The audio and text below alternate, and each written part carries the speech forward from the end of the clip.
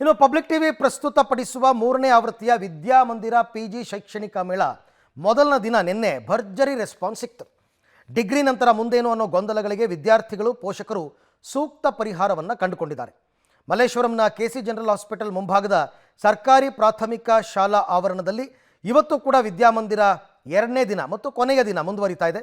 Public ಟಿವಿಯ ಈ PG ವಿದ್ಯಾಮಂದಿರ education ಎಕ್ಸ್ಪೋದಲ್ಲಿ 42ಕ್ಕೂ ಹೆಚ್ಚು ಶೈಕ್ಷಣಿಕ ಸಂಸ್ಥೆಗಳು ಭಾಗಿಯಾಗಿವೆ. ಡಿಗ್ರಿ ಬಳಿಕ ಮುಂದೇನು, ಯಾವ ಕೋರ್ಸ್ ಭವಿಷ್ಯವನ್ನು ರೂಪಿಸುತ್ತೆ ಅನ್ನೋ ಹಲವು ಗೊಂದಲಗಳಿಗೆ ಉತ್ತರ ಹಾಗೂ ಉದ್ಯೋಗ ಅವಕಾಶಗಳು ಎಲ್ಲದರ ಬಗ್ಗೆ ಮಾಹಿತಿ ಸಿಗುತ್ತೆ. ಇವತ್ತು ಕೂಡ ಇದೆ, ಬನ್ನಿ ಭಾಗವಹಿಸಿ ಇದರ ಸದುಪಯೋಗವನ್ನು ಪಡ್ಕೊಳ್ಳಿ.